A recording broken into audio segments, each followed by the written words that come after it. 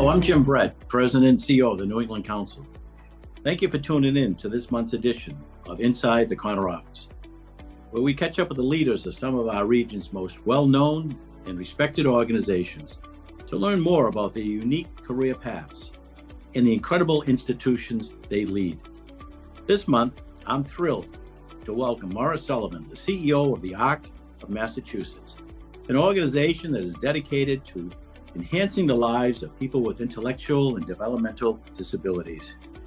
We'll learn more about what drives Maura's passion to advocate for people with disabilities, as well as about services and support her organization provides, not just to individuals with disabilities, but also to their families and to employers. Needless to say, this is a topic that's near and dear to my heart, so I'm pleased that Maura could join me today. Maura, I am so grateful that you could take the time to join me today. And let's start by talking about a little of your background. I am familiar, needless to say, with your story, but for those who may not be, can you share a little more about what drives your passion for advocacy for people with intellectual disabilities and autism? Absolutely. Jim, thank you so much for having me. And it's really an honor to know you and to work with you and to be here today. So I'm always happy to talk about what drives my passion, which really comes directly from my own family. So I have three grown-up children now, young adults, and my two sons have autism and intellectual disabilities. My older son, Neil, he is nonverbal. He has some really complex medical conditions, and he really struggles with his behaviors, his safety. So our journey has been really complex.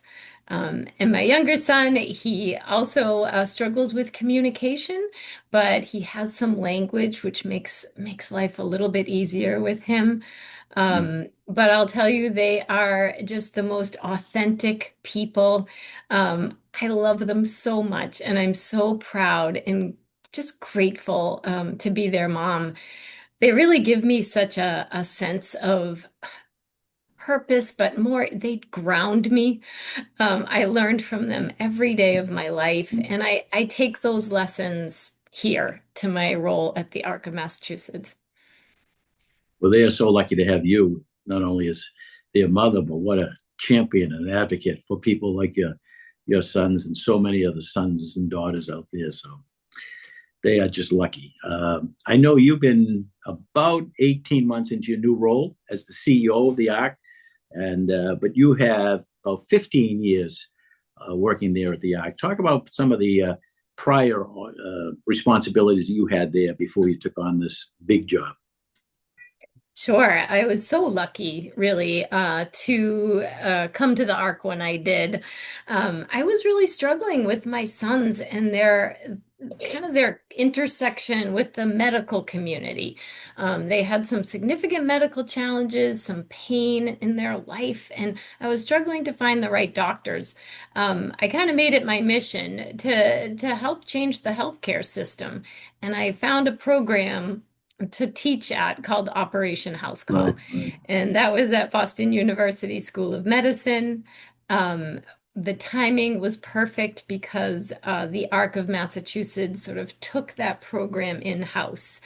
And I got to come along, and eventually I was brought into the Director of Government Affairs role. So I got to run Operation House Call, which is a program that teaches medical students and graduate nursing students and now dental students about how to provide the best care and intellectual and developmental disabilities and partner with their family members and really understand the challenges that we face. And I was happy that our former executive director, Leo Yeah. Sarkissian, really understood that mission as well. And he entrusted me to grow the program. And then I was so lucky to, spend the next decade or so walking the halls of Beacon Hill and Mhm. really making an impact on legislation and on budgets and really being just a great partner to the legislature and understanding, how the process works and bringing the community in. So it kind of prepared me on all levels. Mhm. So you've been there 18 months. What have been Yeah. your biggest surprises and maybe your biggest challenges? Hmm. Yeah, so I would say the biggest surprise was really, that the what came down from Washington, D.C., and just the sheer scale of what came at us probably just a couple months into my role as CEO here. There were multiple kind of simultaneous threats to our community when we think about the importance of Medicaid and the cuts and the threats to that program. Um, SNAP, the dismantling of our special education systems, and more. So I think, initially I was pretty scared about what this meant for our community, and but what I forgot was just, how incredibly resilient we are as a community, as parents, caregivers, professionals, and self-advocates. Everyone was ready to fight. Everyone was ready to learn and be educated about what we needed to do. And our role was really to get to the Massachusetts lawmakers and our governor and make sure they knew that Massachusetts needed to be shielded from this. We need to be stronger. So Mhm. that's really where we've been focusing this past year. Yeah. And have you been successful in the Massachusetts legislature to get additional funding to offset the cutbacks in Washington? Well, I think we're in a place right now that is just so challenging. It's really a perfect storm, with the federal headwinds Hmm. and the tightening of the state budget. Um, and then a growing need in our community. Yeah. So that all put together, we're going to need to continue to advocate really strongly. I think we did a good job educating the legislature this year on what Medicaid actually means to our community and Hmm. why the workforce needs to continuously be uplifted. And those were the two areas I think we will continue to work really hard on. But as we came into this budget session, we were really pleased to see that the governor was able to maintain our Department of Developmental Services funding, maintain our workforce funding, and now we're really focused on, what can we do about the Medicaid cuts, the mass health impact to our programs that support, people living in the community. Hmm. You know, speaking of the ARC, I'm familiar with it, and I think many people know something about the ARC, but I don't think they fully appreciate all the good work that you do. So, for those who are not as familiar, can you give us an overview of maybe the key services and the population that you serve? Yes. So we are the leading advocacy organization here in Massachusetts and the Commonwealth. And we represent and advocate for over 250,000 individuals and family members. And we don't just do that by, walking the halls of the State House, but we really work to empower as many people as we can to be their own voices with their legislature. This is where we make the most impact. And this is kind of what we've been doing for 70 years. So we've made monumental change in legislation and we've made incremental changes. And I'm really proud of the team I have here today. We're all working so hard and we're really listening to the community. I think that's such an important part of how we move forward. And we're taking action on that. Yeah. So. You know, you mentioned earlier about the ARC Operation House Call program. Um, Tell us a little more about what that program entails, and more importantly, why it's so needed. Mhm. Yeah, thank you for asking that. We are really in a healthcare crisis, and as you know, an oral healthcare Yeah. crisis as well in our community. And a lot of it comes from access to care. And the reason why we struggle, especially our adults with disabilities, is because, physicians and other clinicians don't feel equipped to take on patients with autism or intellectual and developmental disabilities because it's not required in their training in medical school or in residency. And so we've been pushing, for 15 years now to push that mandate to happen federally or across, the country. But here in Massachusetts, we've been able to get into every medical school, and we're now partnered with Harvard, with Boston University School of Medicine, Tufts University School of Medicine, UMass Medical School. We're at multiple graduate nursing schools, and we're working with dental students across multiple schools. We find that the training really shifts mindsets and opens up these young doctors' willingness to work with our patient population. They grow confidence, and some of them even through this program become champions for people in our community. And they get a real opportunity to learn directly from individuals with that lived experience. They Mm. get like a nice foundational learning, and then they get this opportunity one-to-one in the homes, just learning directly from families, directly from the individual siblings, and they come away just with so much insight. And we know we're making an impact. We're reaching about 1,300 students a year through this program. Great. Let me just put a little commercial in for the National Council on Disability that they work Yes. for some 10 years with Dr. Perlman and Dr. Rader and so many other dedicated doctors to try to convince the dental schools of America before the dental student graduates, can we have at least one course on how to diagnose and treat people with disabilities? And they finally agreed after 10 years. But the unfortunate part, we have so many dentists out there who are not subject to that new curriculum, and they still will refuse to take, people with autism or IDDD because they say, "Oh, I haven't been trained. I don't know how to diagnose or treat," which is sad. So we need more Dr. Perlmans, Dr. We Steve do. Perlmans. That's who we need more of, to say the least. So Absolutely. yeah, so you and I all know the challenges that people disability face in the workplace. Can you talk about access to employment opportunities? And not only that, but how important it is for people with intellectual disabilities. Yeah, I mean, I think employment is just a gateway to the community. And if we are really talking about inclusion as being a priority here in the Commonwealth, how do we do that without supporting employment for people with disabilities? Well, they make wonderful employees. They are so consistent, have amazing strengths. And you know what? If everyone in the workplace was the same, it would be so boring.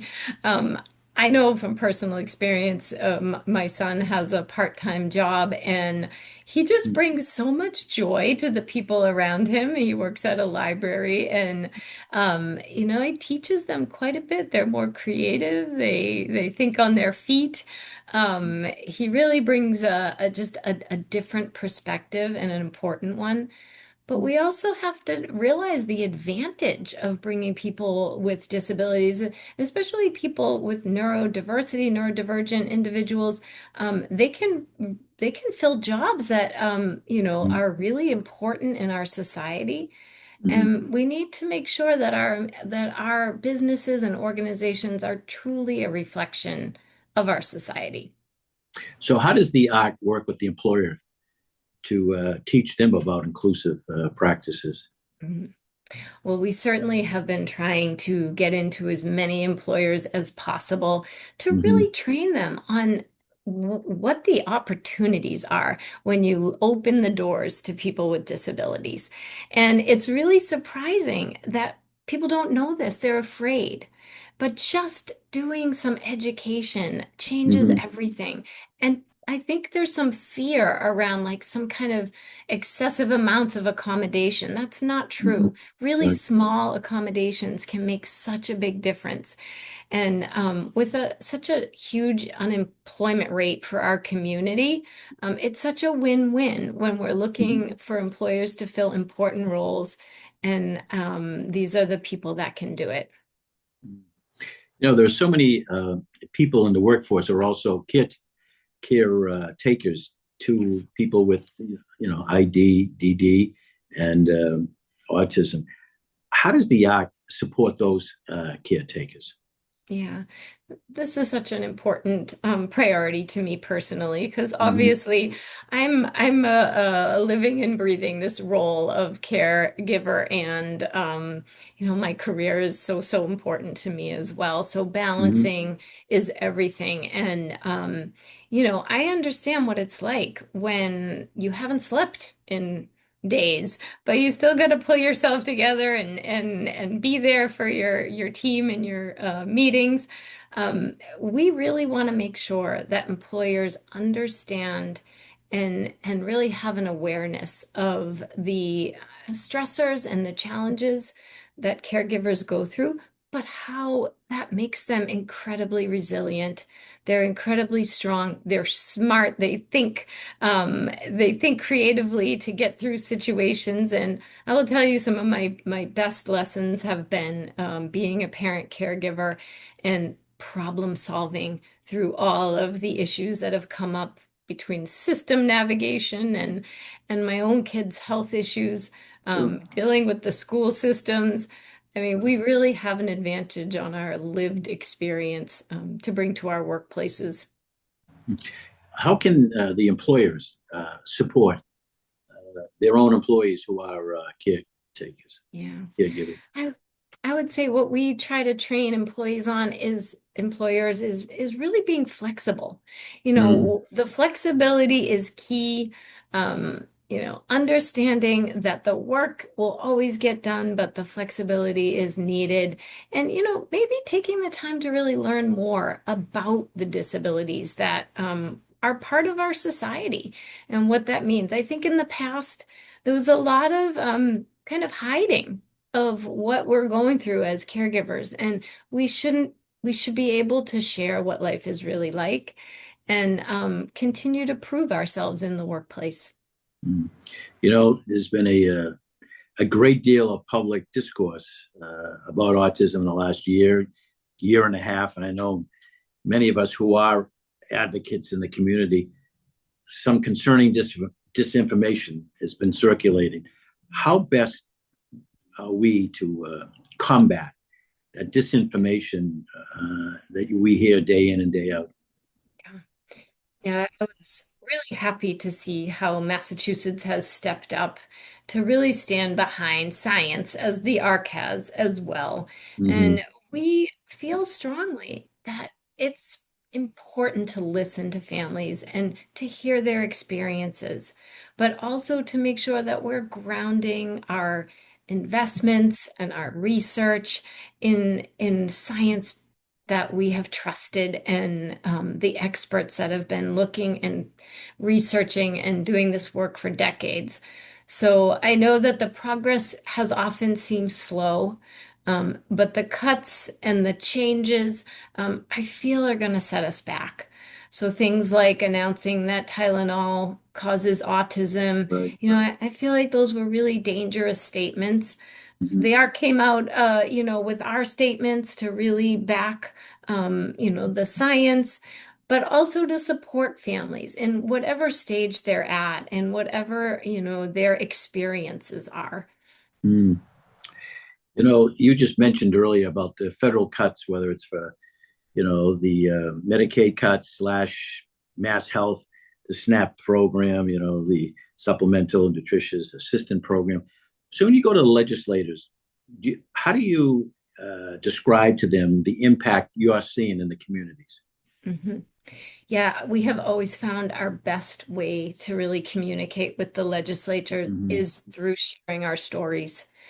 So when we started to see these impacts coming down federally, we decided to set up an impact tracker on our website, and we invited families and individuals to share their stories. What are you feeling? What are the impacts of these changes? And right away, we had stories filling up our impact tracker. Now we have 790 stories from people right here in Massachusetts who are being impacted Mhm. by SNAP, by cuts to employment Mhm. supports, kind of across the board, mass health, Medicaid issues. So we're tracking them, we're sharing our own stories, and we're also trying to be realistic. We know there are budget tightening issues. Mhm. Where can we work together? And I'm really lucky to be at the table for Mhm. some of the work that's being done around personal care attendants and Mhm. adult family care and adult foster care to really look at, how can we continue to sustain these programs, but look at ways that we can do that for the long term. Yeah, I think it's very effective to bring families and talk the stories as opposed to stats and statistics and this is how much it's costing. And I just think families and the stories are very, very effective. So It's powerful. I think it is, and that's one of the reasons you do so well at your job. I know that you and I have been closely watching a bill at the State House that addresses some archaic language, to say the least, related to people with intellectual disabilities. You're much closer to it than I, but share more about the bill itself and the prospects for passage. Yeah, this bill is probably a bill that I'm so proud of at the same time so frustrated around. It's a long-term bill. First bill I ever testified for the ARC of Massachusetts. And I thought, wow, what a no-brainer. We're gonna get this one done so No. fast. It's gonna be fine. But it ended up being a pretty complex bill with, over 350 sections of the Massachusetts chapter law affected by this bill. So the point of the bill was really to remove all archaic language that lives in our Massachusetts chapter law, including the R word, including handicap. And as we work to pass the bill with our partners in the legislature, we realized there could be some impacts on eligibility and services by just making language changes. So there's a lot of work to be done to like really vet the bill. But there was also some hangups around prioritization. Maybe this wasn't as important as it should have been to the legislature to get done. So that was our job to really communicate that devaluing people with language like the R word, it really impacts people's attitudes, it impacts services, it impacts policy. And especially in this day and age when we're hearing devaluing coming down from our president, we need to push back with a law like this. So we were very happy this year to see the bill pass the House and the Yeah. Senate. And now there's been some delay getting it to the governor's desk with some minor technical language changes still needing to be worked out, if you can believe it. But we're really, really hopeful that it will get done and we will be celebrating this bill soon. Another issue I know is a priority of yours and the ARC folks in the disability community and the advocacy community, obviously, is the fact that family members of people with disabilities cannot be paid as caregivers. Tell us about your efforts at the state level to remedy this issue. Yeah, this is such an important issue. As a matter of fact, when we survey our community, which we do every fall, this bill comes out as a top priority to them. Mm. So parents who are guardians really want to have the ability to care and be paid for doing that care for their loved one. It's really inequitable when you think about single parents who have to be a guardian. And Mm. the law being, such that if you are a parent, it's okay, but if you're a parent guardian, you can't get paid. So we've just really felt just incredible priority from our community to push this bill through. Um, and it's really sad. There's couples who would even think about, giving up guardianship just to be able to be the person who does that care. The issue also is that the workforce is in such a severe shortage that these parents are doing the work anyway. So it's really incredibly unfair that they aren't able to be paid. So we had seen some progress on this bill and definitely some interest and support from the legislature. But given the mass health freeze that's Mhm. happening, we are worried about the viability of this bill again this year. They do think passing this bill and allowing parents to be paid might bring more people to the table to get eligibility. But if that eligibility is there and needed, then we need to be able to serve those individuals. So it's a complex situation, but I believe that the legislature may be open to thinking more creatively around this bill and maybe a form of a pilot. So we're going to continue to kind of the tightening of the mass health budget. I was just wondering if there's one or two other bills that you have made as a priority in this current legislative session that might be important for our listeners. Sure. Yeah, we have a couple of bills that have really moved through the process this year Hmm. and are in a really good position to pass. And one of them you'll be familiar with. It's the abuser registry expansion or Nikki's law expansion. And Hmm. we passed that bill actually in 2020 to be able to put, caretakers who are substantiated of abuse on Yeah, a registry, yeah, so that they will not be able to be hired again in the field. right. So this bill expands that from just Mhm. the Department of Developmental Services into Mass Health, which covers our day habilitation programs, which is Mhm. really where our most vulnerable folks are. So that's an important one. It's keyed up. We hope we'll see it move through this year.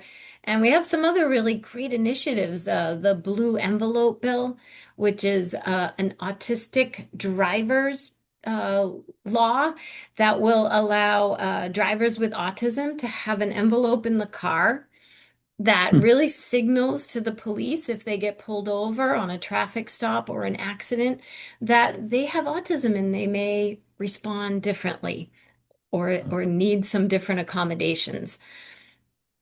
That's interesting. Well, Maura, I don't know what to say other than thank you, thank you, thank you, not only for taking time out of your schedule to be here today, but the entire team of the ARC. I'm a huge, huge supporter and admirer of all the good work and the advocacy that you and your predecessor, Leo, and the dedicated staff that you have assembled for all the important work that you do day in and day out. I just say thank you. And I know people listening to this program will also say thank you that we do have an ARC of Massachusetts. But boy, they are very, very active. I have a chance to meet other ARCs throughout the country.